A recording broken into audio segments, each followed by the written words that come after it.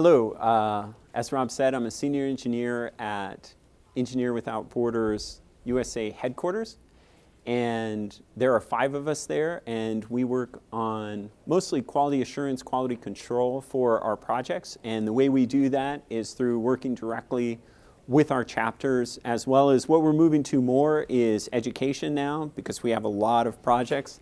And I'd like to get just a show of hands so I can kind of feel how to run the presentation. Is there anyone here today who's not with EWB USA? Oh, fantastic. So no one's here that's not with EWB USA. That means all of our jargon. Oh, one. Okay, I'll try to explain the jargon then. Okay. That's okay. And who are you with? I'm with EWB New Zealand. Oh, New Zealand. Okay, that's fantastic. Great to have you. No, that just means I won't throw out a bunch of jargon. I'll try to keep it to a minimum. And you can cue me if I need to explain anything. Fantastic. So what we're going to talk about today is sustainability. And basically we're looking at lessons learned. And so basically this is a failure report of where we've gone wrong. So just like with almost everything that you see in the past that we've done, we're learning as we go along. We're 12 years old, which is pretty young for an organization. We keep trying to improve. We try to use anything that you tell us that, hey, this process doesn't work for us. We want to make it better. You know, we want to do that. And so this is basically a compilation of the things that we found with sustainability that are going to help us moving forward to try to hit that target that's so difficult to hit, which is sustainability. So we'll talk a little bit about what even is sustainability, and then we'll move into what kind of things that you'll need during the assessment phase as well as throughout your project, and how to look at sustainability very early on, and also just to reflect on that. And that's where we're looking to you to give us your lessons learned for this project. So what we always like to start with is looking at our mission and vision, because everything that we do, whether it's training or going out in the field, we want to be able to draw it back to our mission and vision. And so our vision is being able to provide for the basic necessities for our partner communities. How do we get to that? We do that by working on community-driven sustainable infrastructure projects around the world. And you notice here what we've emphasized, sustainable engineering projects. So right even in our mission, we're looking at completing this sustainability. So, but we'll need to find out how we do that. And for those new folks in the room, we're about 12 years old. We started in Belize, and we've impacted about 2.5 million people. We've probably worked on about 600 projects. We've got about 200 chapters and about 15,000 volunteers. Okay, so first we're just going to try to even define sustainability in a general sense, and then how that works with Engineers Without Borders. Okay, so you'll see definitions that have got 4 parts, 3 parts, 5 parts, 10 parts. This is the one that we're going to look at today. You can have your own definition. We're not trying to define it for you. We're just defining it for the purposes of this presentation. So first of all, is it going to work as intended? Is there the technical know-how to keep this project going into the future? Secondly, does it do no harm to the environment? Is it perhaps even enhancing the environment through your project? Next, is it going to be able to last? Are people going to be able to pay for the project, for its upkeep, and hopefully for expansion, or if it breaks? And then does it work with the culture that's there? Is it not trying to change the culture? Is it going to is this actually what these folks want? And is it going to be able to handle both internal and external factors that try to stop the vitality of this project? Okay, so we'll go into each of those a little bit deeper. First of all, we're looking at, how is this going to work with respect to other projects that are similar, that are maybe even in that same country or in that same region, and how is it going to work into the future after you've left? How is it going to perform? And there's lots of things that we can look at to try to work with that. We've already got these things in place. So actually for each of these, I'm going to talk about a little bit, what can we do as chapters? So the biggest thing you can do is not slow down, but it's the first thing. It's something to think about from the very beginning, especially on some of our newer chapters or even just an older chapter but newer members. We really want to get things done. We want to implement. We want to go do something. But sometimes the best thing we can do is just slow down and try to get a little bit of the community pace in line with how they are. They very well may tell you only what you want to hear the first 1, 2, 3, 4, 5 times you ask them. So you want to be able to establish that relationship, allow the time to really find out what the community wants and what they want to have for performance measures. Mentorship, and this is something that really helps our chapters to have the right technical experts here in the U.S. that understand. This is why we require a whole mentor team, that you have that construction experience in the field, that you have that international development, that they understand what types of things the community is going to need, and that they have the design expertise in the area that you want to do. And that could be one mentor, but very rarely. Usually it's a whole team of mentors. And even if you do have one really great mentor, it's great to have a backup. So that whole mentorship to help guide you in what is really going to be the best thing for this project.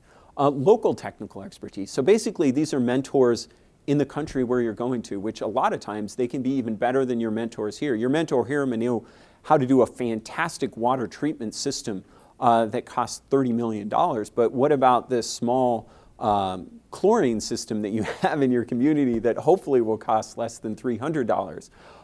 That may be the local technical experts there, and we would encourage you to find those for every type of project that you're going to do. Who are the local experts? Get them out there. Have them give you a quote on how they think they could fix your project. Not that you're just going to give them money. We don't do that as an organization. We design and we construct oversight on all of our projects. But they could be a local contractor for you. It definitely doesn't hurt to have that technical expertise, and it really helps our projects. Assess the hardware stores. There's so much that you can be doing there. As soon as you go, ask them, can you take pictures of everything you can. Get price quotes. Of course, it's your assessment. You may not know. Hopefully, it's your second assessment that you are going to take a second one there, a technical assessment, to get so you have a little bit more idea of what parts you need. But even on the first assessment, there's probably some things that that you'll probably need, maybe some pipes for a water distribution project, or taps, or different things like that. And then also alternatives analysis. We have this in place. It used to not be required. Now we require it of all of our projects because we saw how critical it is. And you really want to take a top-down approach that you look at the very basic level first of not what type of rebar are we going to use, but it's water supply. You want to make sure to look at rain. You want to look at groundwater. You want to look at surface water. So look at it from a very high level. You can definitely get down. Okay, we've decided we want rainwater.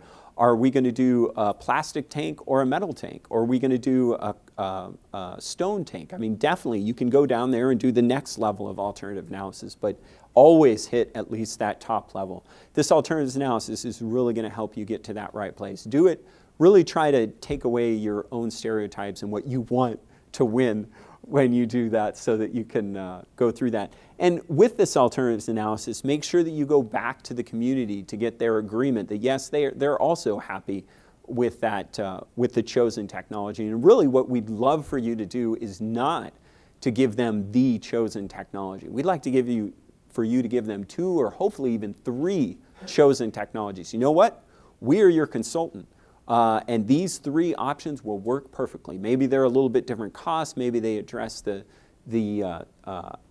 problem in a different way. We want you, community, to tell us which one you'd like to move forward with. That would be the best alternatives analysis to do. And then our TAC review. This is where you go to the Technical Advisory Committee before you implement, and they're going to do their very best to help you. Again, we only do a short level of review there. That's the project engineers along the process. And then also the TAC, when they hit there, they're not going to be checking all of your calculations. That's the job of your mentor up top. That's the most important. We'll be looking for rule of thumb. Maybe if we see something that's really out of whack, we're going to say, something's wrong here, but we're not going to check your calculations. You really need to be doing that up front. And then lastly, monitoring evaluation. This is the thing that we're going to gather from all of our chapters. Organizationally, we can say, we can take that next step and decide, you know what, this just doesn't work for our projects. We're going to take an organizational step forward here and not do this specific type of technology anymore. But we haven't really done that. A little bit, we're starting to move away from certain aspects of certain projects, but not whole different technologies. Okay, so example problems.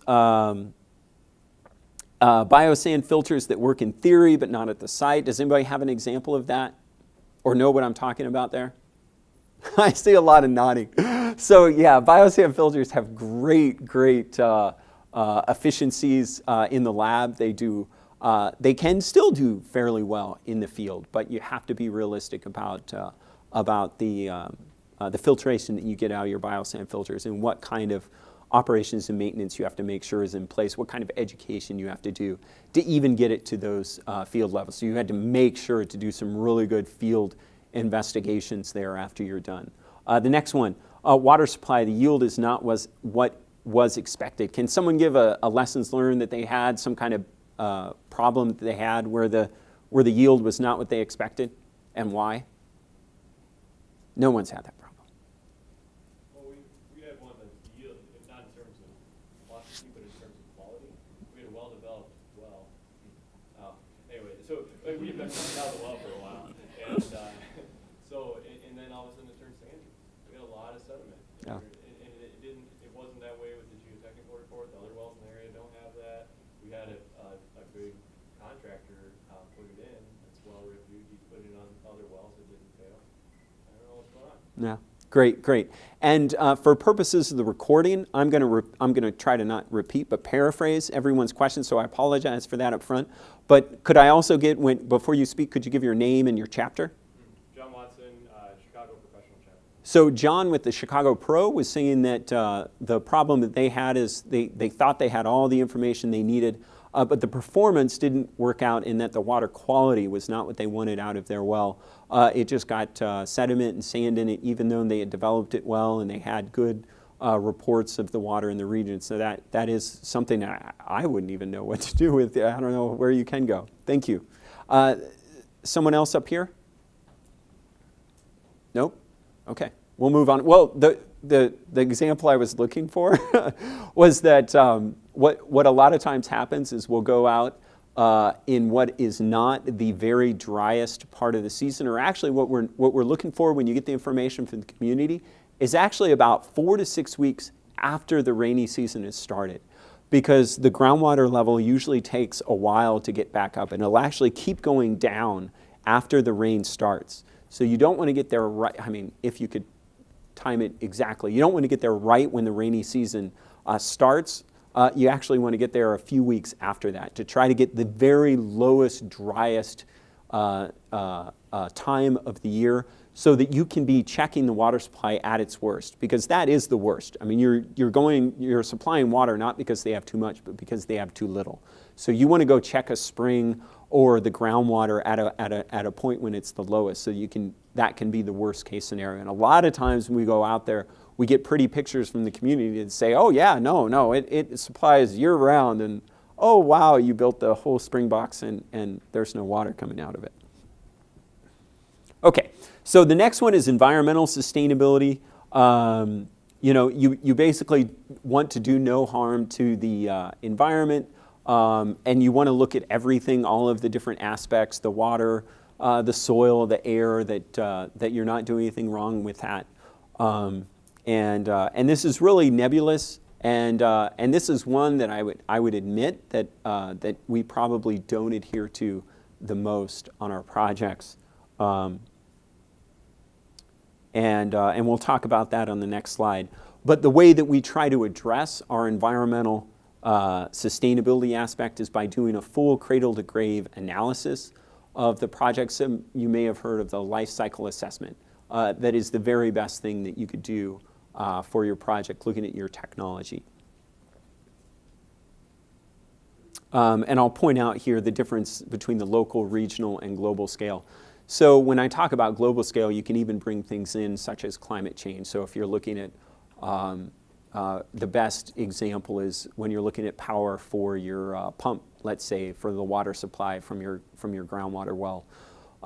You know, when you look at grid, you need to look at the power that powers that grid. Is it coal? Is it hydro? A lot of our developing countries have hydro, which is low current environmental impact. But when you look at solar, it has no impact locally, but globally, there's definitely some impact from the creation of those solar cells. Some examples, you know, latrine impacts on groundwater. You know, you could be affecting the fish nearby. I mean, one thing that we want to address with our latrine projects is to realize that you're taking something that's very dispersed and you think it's nasty, and it is, that maybe they don't have latrines and they're going to the bush, but at least it's dispersed. When we have a latrine project, we're concentrating that waste, and we can actually do a lot more damage if we don't really think about those latrines and the height and the nearness of that groundwater. The other thing is water diversion. So I said that this is where we probably don't adhere, or where we don't adhere the most to looking at environmental impact. We can really take away a lot of water from riparian ecosystems when we tap a spring. So it's something that we really need to think about, and it wouldn't necessarily stop a project, but it's something to address, to realize what we're doing.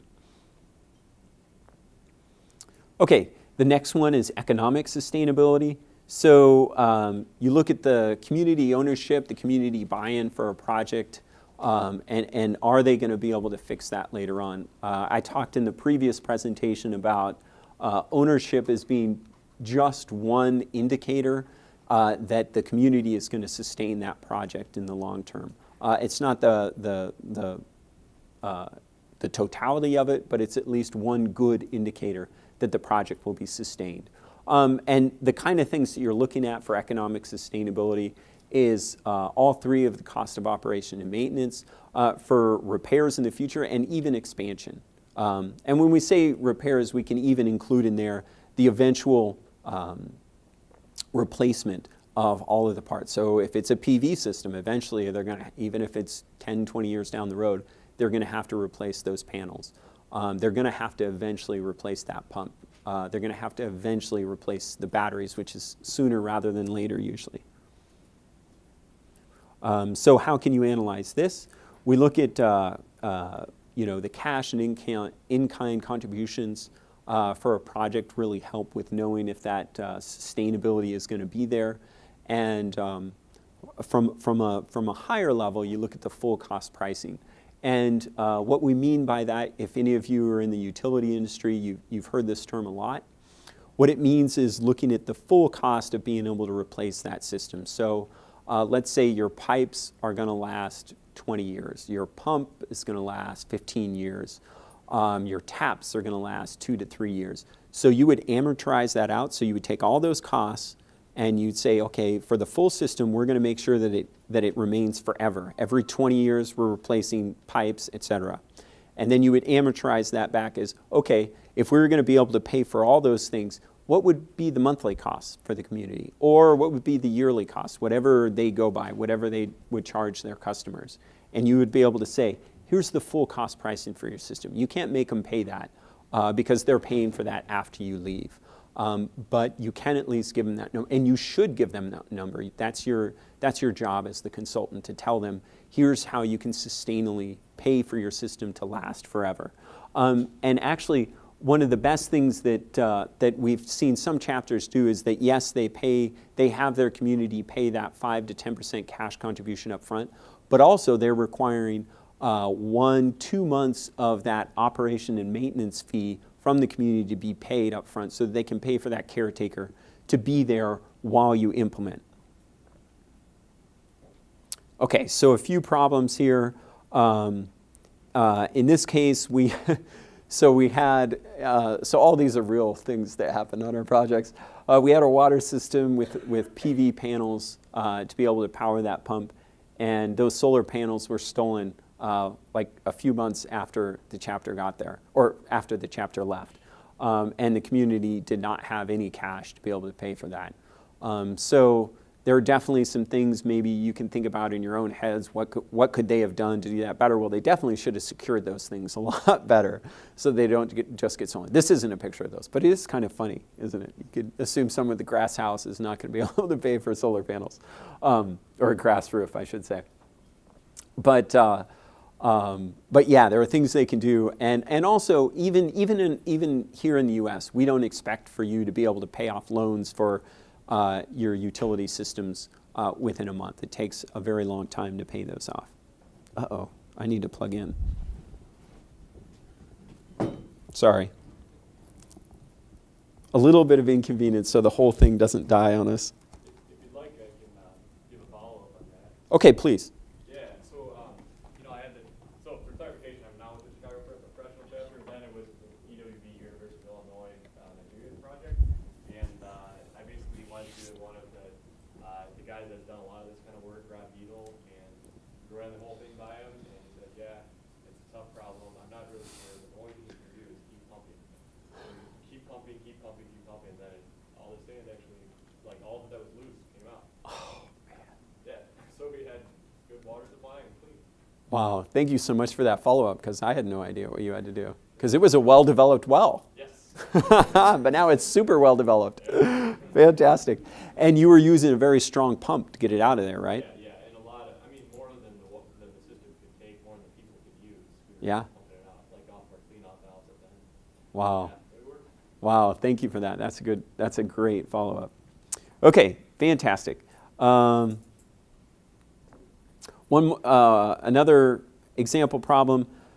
And we actually had this right when we started, that people were thinking, okay, we are going to charge our communities for our biosand filter or for our latrines. We're just going to do this pilot, and we'll do this pilot and it'll be free, but after that we'll start charging for it. Well, obviously, as you may have assumed, after a few community members get something for free, none of the other community members are going to want to pay for it. So you you really have to be thinking about this economic sustainability right up front. And you're going to have to charge people from the very beginning, even if it is only a pilot. Okay, cultural sustainability.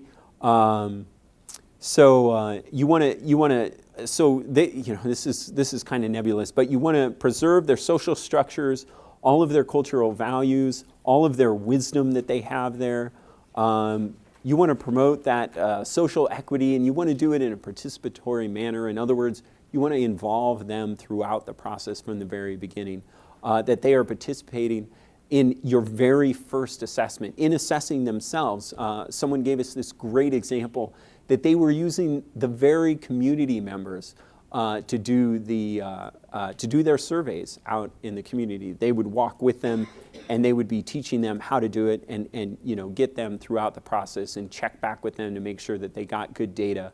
And didn't wait till they're already done with 1,000 people, that they check in with them every once in a while and make sure they were doing good work, but using that participation there.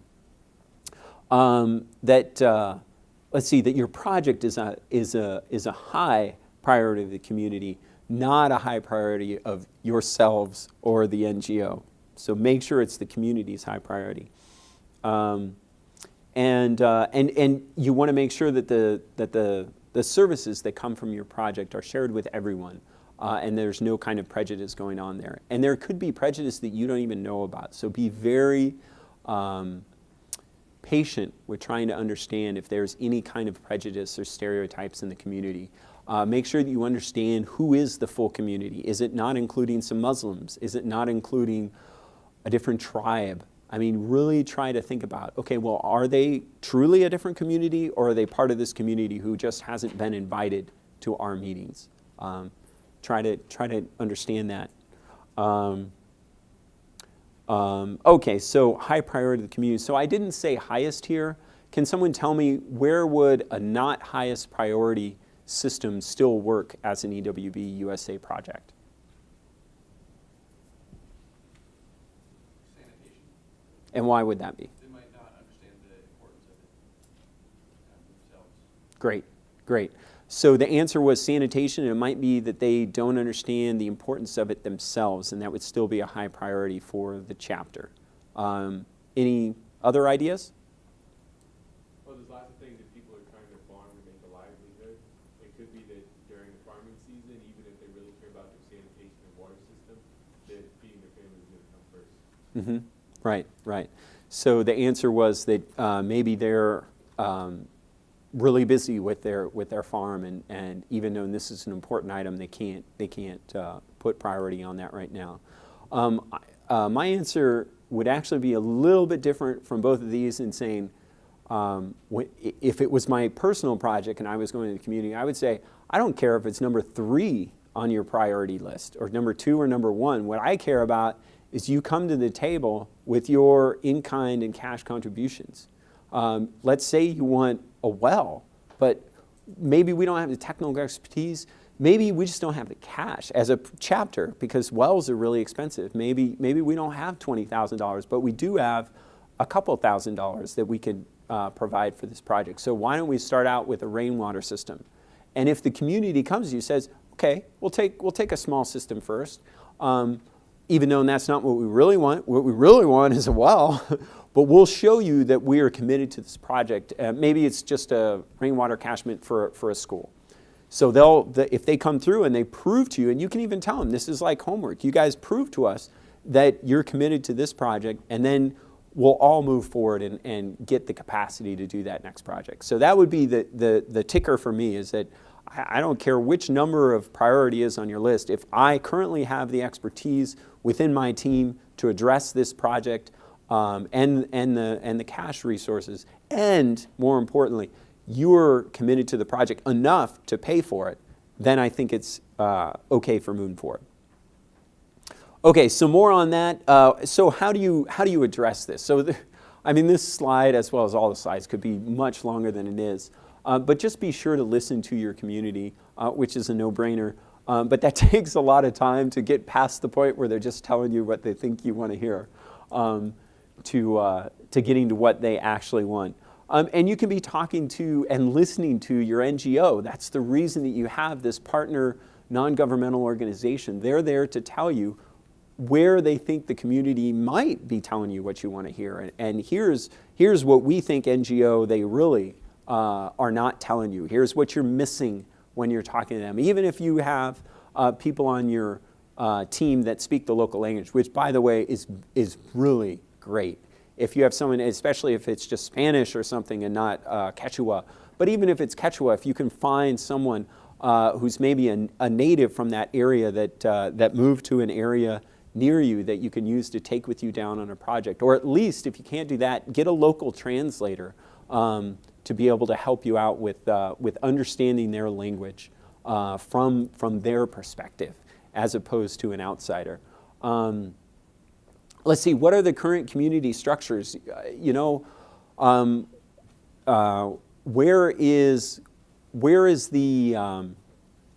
Where's the power in the community?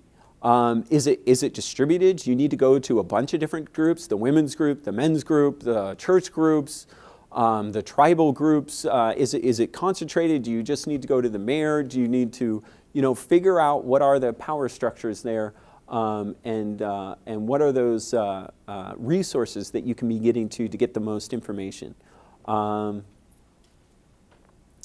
These implementation and project agreements are really there to prove that the community is committed. Even before you go out there, they still have that 501, which is the community application that says when they'll be ready to that they're ready to take on their 5% cash contribution and any in-kind contributions. They say in the 501, which is their program application, then they say when you go out there the first time on your first assessment trip, they sign your project agreement, and then they're going to sign before you ever even submit your full design to the technical advisory committee. They should have already signed that implementation agreement that says, oh yeah, not only are we committed to a 5% cash, but we're committed to $733, which is the exact amount of what that 5% entails. So those agreements are really important for making sure, because if there are people in the back maybe saying that this isn't going to work, that they won't come through, or at least there's an indicator that says, okay, they really are committed to this when they come through with their cash and in-kind contributions.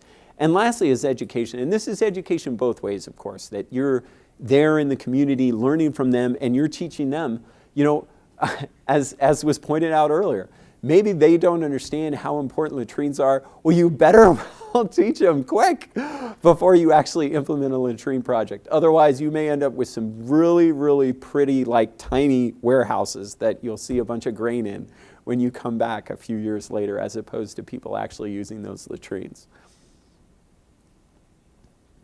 Okay, so an example problems, and this is one maybe you all have heard of, but a chapter came in. They saw that there was just nasty smoke in this tiny closed one-room kitchen that was outside that this poor old mother was in all day long cooking, and she's probably going to die of asthma and lung disease by the time she's 40. And so the chapter went in there and built a cook stove project, or made a cook stove project that was not used. Do you have any idea why? Because they thought it was a good idea. Exactly. Well, yeah, that's a good point. Anyone else? Bugs is one, that a lot of times the mosquitoes are kept out by the smoke. Yes? Lack of education about benefits. Absolutely, absolutely. They have no idea that the smoke is doing them long-term harm. Yep, these are all great answers. Where were they sourcing their fuel for the cook stove? Is this like a propane or used from deforestation or firewood? Right. That was a great question. What is the source for this cook stove? Oh my gosh, if it was propane and they don't even have a way to get to propane, that would be a really good reason for not using that cook stove. But yes, that was a good point. So your source of fuel? Right. Maybe they just never really got taught how to use these cook stoves. So cook stoves are a touchy subject, and in the international development community, it's really gotten a black eye because we've done so many of them, and so many of them have failed. So these are all great answers. You guys are really on top of it. Okay, so the last one is resilience, and that means that resilient in that it can handle basically any type of challenges that are going to try to stop its viability from lasting in the future. And just I'm sure there's many different ideas. But for what kind of internal issues could keep a project from lasting for the long term that it needs to be resilient against? Transfer of knowledge among, we have a water committee, and if the members rotate every 2 years and there's no transfer of knowledge. Absolutely, that's an internal problem that that the operation and maintenance education needs to go on. That's an internal problem of resiliency that we need to deal with. Any other internal or external? Yes? Right. So not collecting fees is another internal problem. That if there's no O&M fee collection, then there's going to be a problem of that lasting into the future. Yes. Landslides taking out water lines? Absolutely. That's an external. So I was waiting for an external one. Good. So an external challenge to the viability of your water system could be a landslide, and we've had this. In many of our projects, in the last 2 to 3 years, I'm sure you've heard on the news, so many of these landslides, and they're affecting our water projects, that they're taking out our water lines. And so that's a great point, and we can also look to the potential of extreme events increasing with climate change.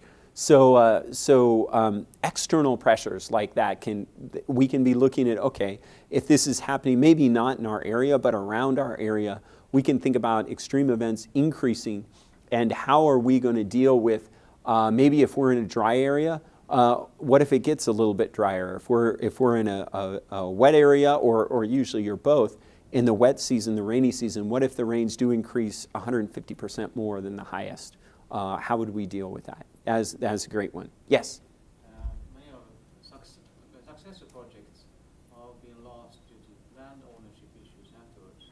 Ooh, that's a very good point. So land ownership, and I'm not sure, I guess I'd call that an internal issue within the community, that was not figured out. And this is something that is very difficult for chapters to work with, especially if it's a very large water distribution project, is the land ownership, because to actually get all of the deeds and the map, as well as the signed declaration that says that this person owns it, and then that person signs it over to you for every single inch of the way. I don't think I've seen a single one of our projects that's done that, but it would be great. Usually it's the successful ones which has that problem.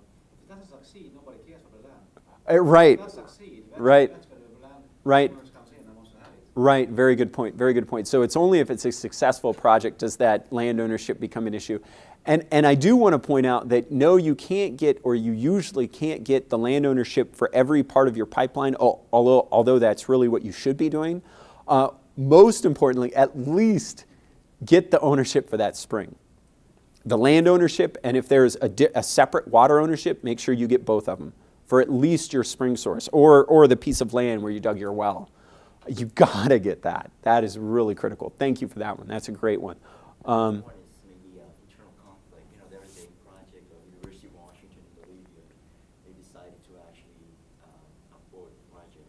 I'm not sure it's temporarily aborted or just completely canceled because of political issues in the area that they are doing some projects. Because I'm in the Seattle area chapter, so and that's sometimes you don't have any control. Absolutely. Yeah. Yeah. Yeah, absolutely. That is a great point. So University of Washington in Bolivia had a problem of political strife, and that was actually on my slide. You got it exactly. And yeah, that's something that you absolutely have no control over, and that can really ruin a project that you don't have a lot of control on. I think we're down to 15 minutes, so let's move forward, and we can pull some questions till the end here. Okay. Just a few. We're going to have some questions for the group, and this is just a note leading up to that. Hard and fast rules for analyzing the sustainability of a program. No, you know, we had these 5 definitions. You could have 6, you could have 4. We're not going to hammer you for having the right number of characteristics. And, you know, you can use what you think is important as long as we can agree on what are the most important aspects. I think we'll be fine. Equal weight to the sustainability characteristics. Are there chapters who give different weights to those different characteristics of sustainability in the room? Or does everybody give them the same weight? Examples? We don't give them the same way. Yeah. I mean, some are, I would say, are absolute requirements that the project won't even go through. Right. But others, you know, are definitely due to be included. Mm-hmm. But probably aren't top priority. Right.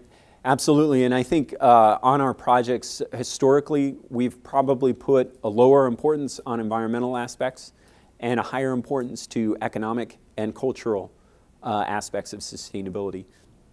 So it's probably organization-wide. Frankly, I don't know what to do about that, especially taking away water from a riparian system. You know, I mean, it's gone. But I don't know. Yeah. I would say my last years, this year for the Washington State area, we discussed as members steering committee about, you know, sustainability of projects. And Yeah. so, yeah, there's no hard price for Yeah. those two. And it's an issue among many chapters in our, you know, region. Yeah. Region, so, Yeah. Yeah. There's really no, I mean, yeah, and I think many of the projects that we have, you know, sociocultural sustainability is the most important. Mm-hmm. That's what we actually focused on. Yeah, yeah, yeah, yeah. I agree that that it's definitely just to paraphrase for the video. We've got for all of our chapters, but particularly in the Northwest area, there were they found that really cultural sustainability was probably pushing it. Although they did look at all of the aspects of sustainability. Yes. I have a follow-up question. Please. How important is the community's thoughts on the weighting of these characteristics versus the chapters? That is such a good point. I was actually going to bring that up, and I would put forth that for the majority of our projects, that weighting. And let me paraphrase because I'm not sure. I want to make sure I understood your question right. The weighting the weighting of these 5 in our case characteristics of sustainability. When you do your all terms analysis, for instance, how much do you weight each of those 5 characteristics? Is that done by the chapter? Is that done by the community? Or is that done by both of you? Was that your point? I that is a fantastic question. Does anybody have any answer for that? Yes, ma'am. The Color Experience Professional Chapter, we just finished a 5-year-long project in Suncaya, Bolivia, and we were trying to get the community to have to have annual contributions for the water board, but they didn't do it. So we decided after the 5 years that we will not return to the community because of this, that we will not contribute or do some further projects. So it was both our decision which was based on their decision. Absolutely. I appreciate that. And that has happened on some of our projects, and we absolutely support the chapter in that. And so what happened, and what chapter was that? Colorado Springs Professional. For the Colorado Springs professionals, what they had is a community that maybe had said that they were going to come through with their 5% cash contribution, but on that first project, they did not come through. And the chapter's response was, we can't make you come up with that cash now, but what we can do is say, we consider this an unsustainable, that you currently don't have the capacity to handle this first project. We're definitely not going to go and implement a second project, which you also won't be able to have the capacity to handle. So I would say our lessons learned from that would be to make sure that that cash is in place, whether it's with the treasurer, in the bank, with your NGO, with someone even before you purchase your airline tickets. But that would be a lessons learned. But at least you took that next step and you said, sorry, community, we're not doing project number 2. So I appreciate the community, the chapter, taking those steps, because you took those steps for the community. So thank you. That's great. The problem really is that on the sociocultural, it's so tangible, but everything else is predicted. Like economic, and you don't really have tangible data. But when you talk about social sustainability, it's the acceptance of the community. Yeah. It's so tangible. You're directly communicating with them and getting feedback from them. Right. When it comes to economic sustainability, that's predictive. And it's Yeah. gathering data. What we know is that economics, do forecasts about Mhm. budgeting and all that. So I think that's probably a challenge. Mhm. And I think we talked about in the past about having sort of a quality control, Mhm. documentations Mhm. that would instruct us to, measure economic sustainability Mhm. and environmental, because we don't have those. Absolutely. We don't really have, everything that we do is based on what we do know has been documented fully about what has been done in the past, about instructions how to conduct surveys and all that thing. Mhm.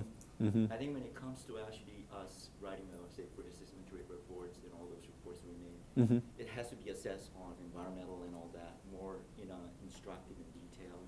Okay. Yeah. Okay. We had a great recommendation that from headquarters, we work to do more instruction for the sustainability from the non-cultural aspects. Is that what I'm hearing? Yeah. Because the culture aspects are fairly straightforward. You're working with the community. That's probably has the biggest weight, and you're working directly with them, hopefully. And so if they don't want it, they're telling you, no, we don't want this. We want Y instead of X. But they were requesting for more help with weighting and measuring the sustainability of those other 4 aspects of sustainability. So yeah, we can definitely start working on that, and feel free to follow up with us if we don't get that to you. Okay, we've got a few more slides here. I'm not sure how much we'll get through. We've got a small case study at the very end that's not really critical, but I do have just a few slides here that I want to make sure to get through our lessons learned. And more importantly, I want to get through these just to kind of prompt you all to give your own lessons learned, which is the more important, because I want to make this viable for you to help your colleagues in the audience. Okay, so I say that on each of these slides, so just to remind you to be thinking of your own experience that you can share from your own project. So one idea here, one lessons learned here, we had a water pipeline in Rwanda. The neighboring community literally dug up their pipe, and the receiving community, the first community, was fearing that that neighbor community is going to try to inject poison in their system. So the first question is kind of a fun one, which is, what do you all think that neighbor was really doing when they dug up that pipeline? They were stealing it. They were going to go tap that bad boy. So yeah, that's probably what they were really doing. But the second thing here, what is the lesson learned that you all would take from that? And there's more than one, and there could be some that we didn't even think of. But what would be a lessons learned from this particular aspect? Well, I would assume that one community, I mean, there must be a different tribal group, right? I mean, if this Yeah. looks like it's in Africa. Absolutely. So I think that should be factored, because, I do know from what we Mhm. know in village history. Yeah. There's different communities. Oh yeah, Rwanda especially. There's typically best Rwandans. So Yeah, yeah. That's probably something that needs to be looked at prior to looking deeper into the project. Absolutely, absolutely. You hit the key point there, was prior. They should have been looking at this, at the neighboring communities and whatever kind of political relationships were going on there before they went and implemented. Maybe they should have, at a minimum, they should at least been talking to the next community, because maybe that community would be a great community to work with next. But now that there's really some major issues going on there, that it's going to be a lot more difficult to say, don't worry, we're going to do your community next. Well, they're already digging up the pipeline. So there's probably going to be some issues with doing that. So that's definitely something you want to look at first. Yep. Okay, we've got just a few more here. Let's see. So yeah, be thinking of your own experience. So biosand filter projects, sand sources were not found during the assessment. And when they did go out there for implementation, they realized the only sources for sand were available only by boat from a very far distance. So what would be the lessons learned here? I'm sorry, I didn't hear. Materials are available locally. Yes, and when is the key? On your assessment. That's what your assessment is for. But what if you forgot to do it on your assessment? Go on another assessment. But yes, you could also call your NGO. But your NGO may not really understand what you need. And they're like, well, duh, there's a river right there. Just dig it out of the river. But you can't really use river sand, because it's not very angular. But anyways, yes, that's a good point. You could do another assessment, get that information, or just make sure on your assessment to get that information if you have any idea that you're going to do a biosand filter project. Great one. Yes? I feel like it's kind of like packing for something like this. Like, you got to go through your whole project step by step and see, do we have everything we need? This is actually going to function. Right. It's gonna be sustainable, Right. It's just something like that is like, that's a huge oversight. Absolutely. Like, that's a big deal. Yeah. They just really got to go through it step by step and see will this work. Yeah. Yeah. Don't you hate those instructions? They say, read the entire instructions before you start. I never do that. But you feel like you should be reading through the whole story. It's just like you said, you need to go through the whole project and think about what are you going to need for each phase before you even go on your assessment. That's a great one. There's an interesting story about biosand filter. About last year, there was a student chapter who did a biosand project. Uh-huh. So the waters produced by the biosand filter was clean, but the taste was terrible. So Oh, that is a great one. That's great. It's clean, but Yep. it's. Yep. And that's something we do in the U.S. And secondary, what are they called? Secondary contaminants or something like that. And they do absolutely, sulfur, they do absolutely no harm. You could drink sulfur all day long. The problem is it smells nasty. And yeah, like rotten eggs. So no, who wants to drink that? I don't care if it's healthy or not. So yeah, and that's one where it's technically it's a successful project, but it failed because people won't drink it. For you guys, I'd like to hear from you all. Can I have some ideas of case studies with respect to sustainability? What has helped your chapter? What did you miss in sustainability that you wish you would have checked beforehand? Things that you've learned that you're going to apply on your next project? Yes. The first EWB New Zealand project was in Tonga, and the school approached us asking us to put in solar panels on the roof, which we obviously enthusiastic young organisation did. Fantastic. We helped this community with this single project, but we looked back at it and realised that we would have actually saved this community more. We would have saved more energy had we fixed the leaking taps rather than installing solar panels. So, this is actually a question. A lot of what you're talking about has been, say, alternative analysis, but it's still, let's fix this problem. Absolutely. With technology. Mm-hmm. And I realized, well, we're engineers as opposed to technicians. Mm-hmm. That point's often missed. And maybe we need to actually step back and not say, oh, I'm a well designer, so I'm going to treat every problem as a nail because I've got a hammer, and actually say, what, really look back, and could we think of social engineering or other things rather than just let's fix this with the hammer? Absolutely. Thank you so much. And I'll paraphrase that.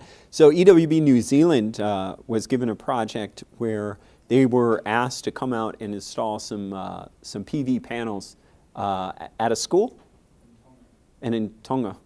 And they did that. And they found out that was great and wonderful. But then they found out later that they could have done even more, had more impact if they had just fixed the leaky taps there.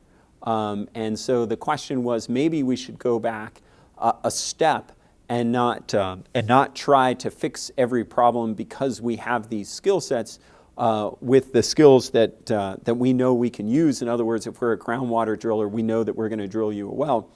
But rather to take a step back and really ask the vital questions of what are the underlying issues that are maybe causing this problem, or what are the underlying issues that you'd like to address, and that's a fantastic lessons learned. I really appreciate that because that gets to the heart of our PMEL program, and going back and asking the community, what is the real problem? Well, I told you I need a well. No, what is the real problem? I need a well. How difficult is that for you to understand? But really. Maybe your problem actually is the health of your children or of your senior citizens. I mean, really trying to get back to what are the underlying issues that you're trying to address here, and which can seem mundane to our chapter. So I appreciate that because that's like another nod to the PMEL program. I think we've maybe got time for one more comment or question. Another lessons learned about sustainability? Yes, ma'am. I guess we don't really have enough time to really hash into a discussion about this, but I'm curious about your ideas in preserving the culture of the community, the culture and the social structures and stuff, because we seem to have this issue where we came into a community, and since being there, just being present and with our technology and stuff, there's this kind of shift in the community's culture and what they do in their free time and stuff. And by doing some of the things we did, we allowed them to have enough money to purchase solar panels, and so they watch TV now instead of playing soccer together and stuff. And it just seems like Yeah. Oh my gosh. Wow. I don't even know what to say. So, but let me at least repeat that because that's for our viewers. That would be such a great lessons learned. So, the question had to do with changing the culture in a community, and so from the great things that chapter did, the community had more time, and so they were able to maybe do some more money-making things, and they were able to purchase solar panels. And then with those solar panels, then they were watching TV, and then they were stuck in front of a screen instead of playing football. And oh, isn't that the problem here in the U.S.? And they've just inherited our wonderful problems. So yes, no, that's a great point. I have no idea how to answer that. You know what? I think that in previous comments that came up, and that was a very good question because somebody suggested, is there an anthropologist without borders who can Yeah. address those issues that we can work on? Yeah, yeah. We are doing so much. I mean, there's got to be some like architect without borders. Or, Yeah. all these people we can work with. And Right, not right, just on right. community-wise and- Maybe a thief without borders. They can go steal all those screens. Yes, absolutely. So, well, thank you all so much for coming. Great job.